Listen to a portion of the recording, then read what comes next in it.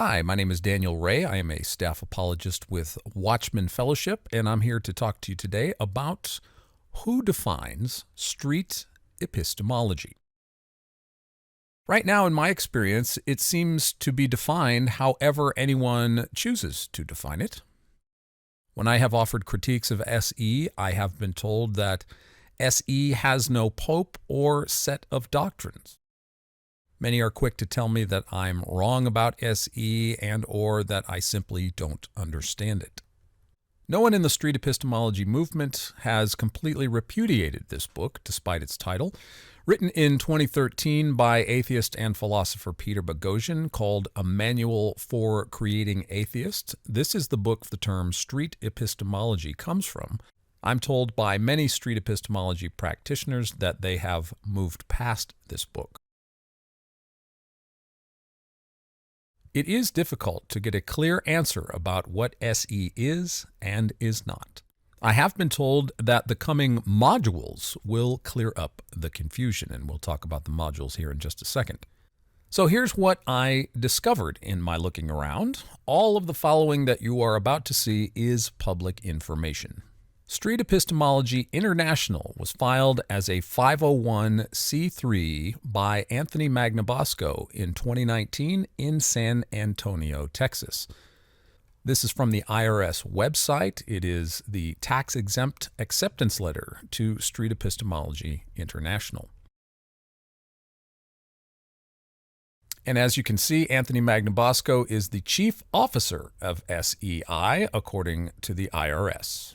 Street Epistemology International is a legitimate, tax-exempt organization. So this video is not about me trying to find any illegal activity about the organization at all. I'm not questioning their financial handlings or anything of that nature. I'm just pointing out who is in charge of Street Epistemology International.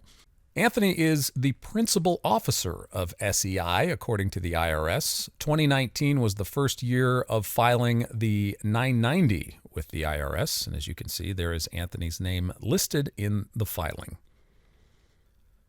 Anthony is also listed as the executive director of Street Epistemology International on the SEI website. Reed Nicewonder of Cordial Curiosity, who is also a street epistemology practitioner, is listed as the president of Street Epistemology International. The address of SEI is a UPS store in San Antonio, Texas. Now, there's nothing illegal or wrong about this at all. The IRS accepts post office boxes for 501c3 organizations. Anthony was recently re-elected in 2021 to the SEI board for another term as the executive director. And they have added at least one more board member. His name is Roman Tarasov. He lives in Moscow, Russia. So what is the purpose of Street Epistemology International? On the website, they explain that Street Epistemology International was formed to encourage and normalize critical thinking and skepticism. The Free Thinkers Association of Central Texas is the organization that gave SEI its first financial donation. And the Free Thinkers Association of Central Texas is dedicated to informing the community about non-theism. So, Street Epistemology International is a legitimate 501c3 organization that supports free thinkers, non-theism, skepticism, atheism. Anthony himself is an atheist, and the term street epistemology comes from this book, A Manual for Creating Atheists. So here are the modules mentioned at the beginning. Modules or self-directed street epistemology courses are being developed to help define street epistemology more concretely. So Module 1 is due to be released sometime soon. I don't know the exact schedule, but you can see all of the topics that they will be covering. What is street epistemology? The alleged philosophical roots, the science-mindedness of street epistemology, how it is community-driven. I have heard Anthony say how street epistemology has ties to cognitive behavioral therapy.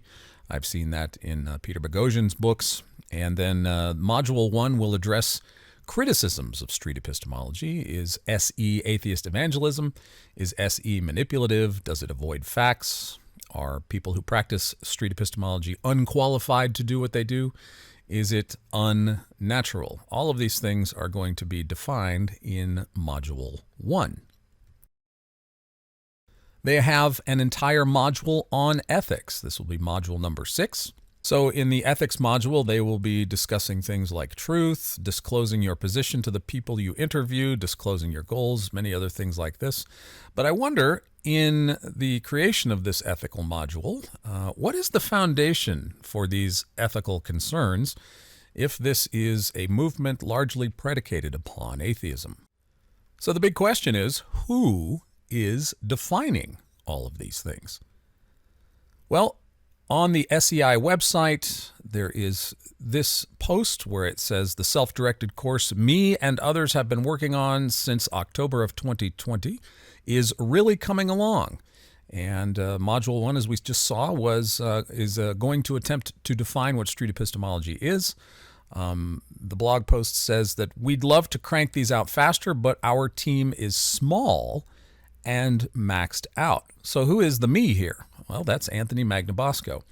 So he and a small team are actually putting together the definitions and terms of street epistemology. They've been doing this since October of 2020 with a small team. And in another post, we are told that there are going to be 22 modules, and when they are available, they will make them public. Again, they note that our little team is stretched very thin, and they are still in need of volunteers to help them. Subject matter experts, lead writers, a master editor, and illustrator, and they are asking for volunteers to continue to help construct these modules. But notice again, it is a small team overseen by Anthony. And again, Anthony is the principal officer of SEI, according to the IRS. And again, Anthony is the executive officer listed on the SEI website. You can find this at streetepistemologyinternational.org. So to conclude, Anthony Magnabosco founded SEI as a 501c3 in 2019 in San Antonio, Texas. Anthony is overseeing a small team, little group, working on the modules. Anthony Magnabosco and Reed Nicewonder are likely making the executive decisions about SE modules.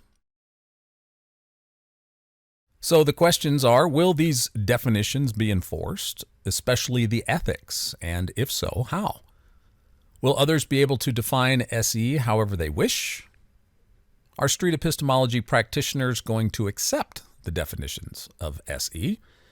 And will Anthony and Reed have the final say on what SE is and is not? My own opinions are that these modules, I believe, may create more problems than they will solve. Street epistemology may become more popular for a time, but finally, SE is not backed by science, psychology, or formal philosophy. And I believe since atheism began SE and atheism continues to sustain SE, atheism will eventually be its undoing.